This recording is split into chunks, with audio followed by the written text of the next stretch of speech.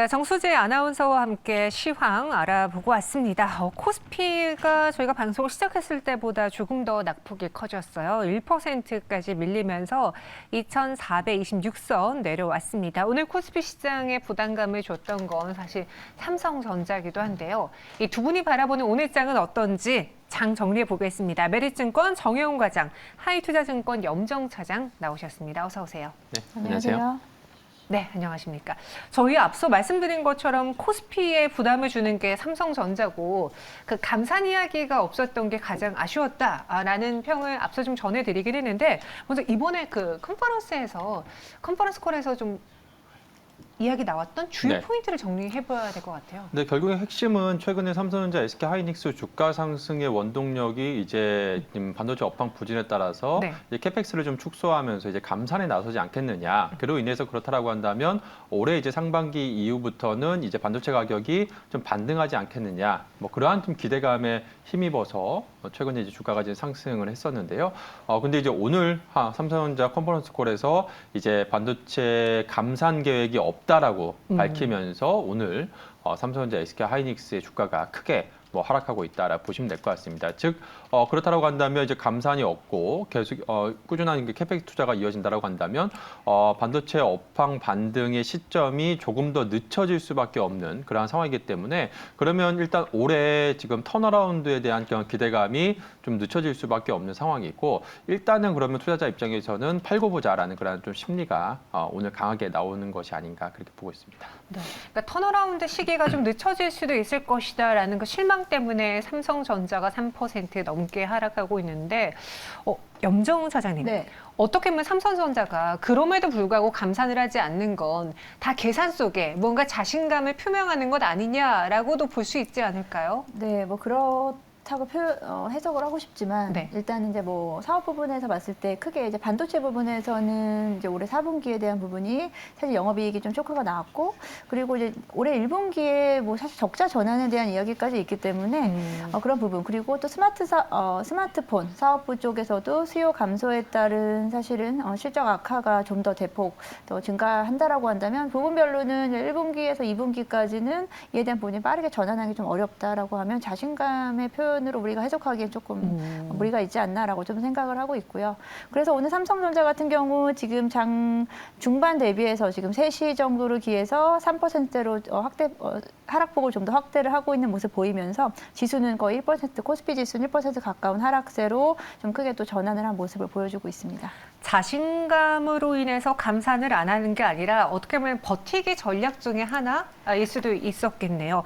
이번에 또 유행하는 게 지금 이 시장의 트렌드가 AI잖아요. 네. 인공지능과 관련해서 뗄래야 뗄 수 없는 관계가 또 반도체일 텐데 네. 그런 자연어 처리라던가 과정에 있어서의 그 삼성전자의 입장은 어땠습니까? 뭐 일단 뭐 중장기적으로 봤을 때는 이번에 좀 이슈가 되고 있는 챗 GPT 같은 경우에 역시나 자연어 처리로 인해서 향후에 그러니까 메모리 수요를 증가시킬 수 있는 요인이긴 합니다만 네. 이게 뭐 단기적으로 과거에 우리가 대규모 아마존이라든지 이러한 대규모 이러한 IT 플랫폼 업체들의 서버 투자처럼 그렇게 급격하게 그런 메모리 수요가 뭐 증가할 가능성은 일단 단기적으로 뭐 제한적이지 않나 싶습니다. 그래서 이 부분은 뭐 중장기적으로 어찌됐든 간에 메모리 수요를 좀 증가시킬 수 있는 요인이기 때문에 뭐 긍정적으로 볼 수는 있고요. 다만 지금의 주가는 그러니까 시장의 기대감은 지금 당장 이제 어느 정도 이제 반도체 업황이 좀 회복될 것이냐 이러한 부분에 좀 초점이 맞춰져 있었는데 지금 오늘 이제 컨퍼런스 콜에서는 그냥 감산이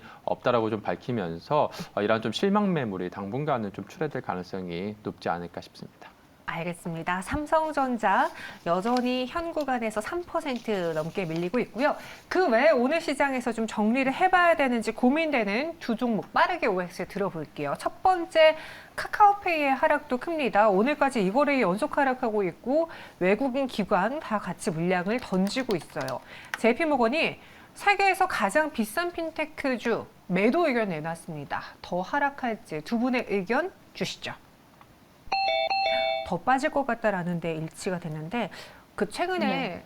뉴욕 증시 그리고 국내 증시에서 성장주들이 올랐을 때 많이 오른 게 카카오페이, 카카오뱅크였어요. 맞습니다. 그래서 또다시 밸류 문제가 불거지는 걸까요? 네, 카카오페이 같은 경우에는 최근 한 3개월간 거의 2배 가까운 맞아요. 주가의 상승세를 보여줬기 때문에 네. 그 저점 대비해서 그러니까 카카오페이가 지금 단기간에 오른 부분은 있지만 뭐 그렇게까지 그렇다고 해서 JP모건에서 뭐 세계에서 가장 밸류가 높은 비싼 주식이라고 할 것까지는 또 네. 타이틀 그렇게까지 좀 자극적으로. 네, 그렇게까지 또 이야기할 거는 또 뭡니까? 예, 그래서 카카오페이 같은 경우 이제 내용을 보게 되면 사실 성장성에 대한 좀 정체가 가장 문제다라고 볼 수 있겠는데 그에 대한 부분은 실적 그 주가에서 이미 좀 어느 정도 선반영이 된 작년 10월에 저 저점에 대한 부분에서 어느 정도 좀 이야기가 이미 다 논의가 됐다라고 생각을 하고요.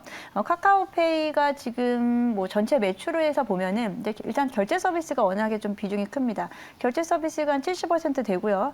그리고 이제 금융 서비스, 뭐 투자, 대출, 뭐 보험 이쪽이 한 23%, 나머지가 이제 나머지 기타인 부분인데 이게 사실 가장 큰 문제입니다. 이제 결제 서비스 기존에 이제 카카오와 연동된 결제 서비스에 대한 부분이 계속해서 비중을 높게 차지한다는 건 신사업이 없다는 부분이고요. 지금 JP모건에서 보고서에서 나온 부분은 지금 뭐 기존에 하려고 했던 신사업인 이제 MTS 증권 쪽에 대한 부분이 신규 서비스가 전환되지 못하고 있는 부분, 지금 그 부분이 1년 넘게 지연이 되고 있거든요. 그런 부분에서 성장 동력이 좀 약하다, 없다라는 부분이 좀 아쉬운 부분이고 저 역시도 카카오페이가 지금 빠르게 반등을 했다가 다시 또 꺾일 수밖에 없는 이런 보고서를 맞을 수밖에 없는 이유 자체가 성장 동력에서 지금 보여주지 못하고 있고 우리 모두 다 카카오페이가 과연 카카오랑 비교했을 때 얼마나 지금 다른 종목인지에 대한 구분이 사실 좀 없어요. 맞아요. 그 부분이 좀 어떻게 보면은 그 카카오페이의 어떻게 보면 그 어떤 이미지, 어떤 그 기업의 어떤 포인트를 좀 제대로 좀 찍기가 어렵다라고 좀 보고 있습니다.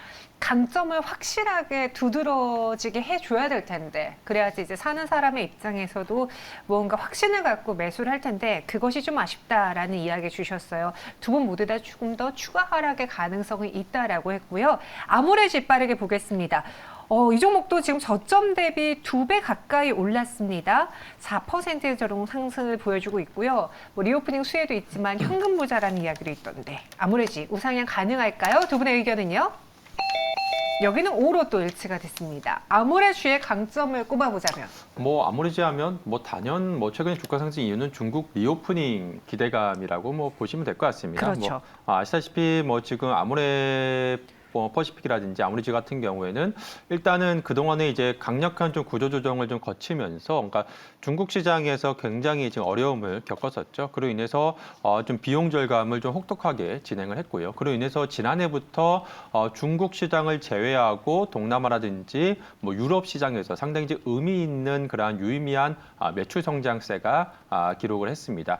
그렇기 때문에 지금 이제 4분기부터는 본격적으로 좀 중국 시장에서도 어느 정도 좀 회복을 하면서 실적이 좀 개선될 것으로 지금 기대가 되고 있는 상황이고요. 무엇보다 지금 뭐 주가에 반영되고 있는 부분은 지금 이제 중국이 본격적으로 리오프닝을 시작한 상황인데 지금 현재 지금 코로나 확진자 수 급증으로 인해서 아직까지는 소비 회복이 지금 본격화되지 않은 그런 시점입니다. 그렇다고 한다면 한 차례 이러한 코로나 확산기가 좀 지나고 나면 올해 한 2분기 정도부터는 역시나 좀 빠른 그러한 소비 회복이 강하게 나타날 수 있다는 점에서 그렇다라고 한다면 화장품이라든지 뭐 여행, 뭐 의류, 뭐 이러한 소비 회복 관련해서 이러한 관련주들이 시장에서 좀 주목을 받고 있는 상황이고요. 그 대표적으로 화장품 섹터 내에서는 역시나 대장주로서 아모레지, 아모레퍼시픽 같은 그런 종목군들이 역시나 대표적인 이제 턴어라운드주로서 좀 주목을 받고 있는 상황이다라고 보시면 될 것 같습니다. 추가적인 우상향 가능하다. 아모레지 긍정적인 의견 주셨습니다.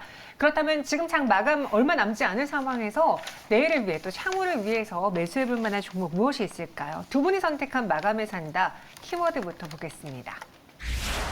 수요랑 수익성이 모두 다 증가, 개선되는 종목, 그리고 중국 소비 회복 본격화. 이번 주도 중국 관련 키워드 갖고 오셨네요. 종목 열어보겠습니다.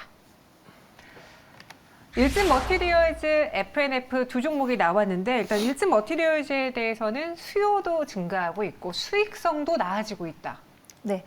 일단 동박업체들이 작년 같은 경우에 주가에 좀 하락폭이 좀 힘들었죠. 쉽지 않았는데 네. 그 부분이 거의 수요와 공급이 같은 라인에서 갔어요. 근데 지금 2023년 한 2분기를 기점으로 해서 일단은 수요가 더 증가할 것으로 보여지기 때문에 수요 증가폭이 공급이 따라가지 못하는 상황. 결국은 공급 시장이 좀 공급의 시장으로 좀 바뀔 수 있다라고 좀 보고 있고요.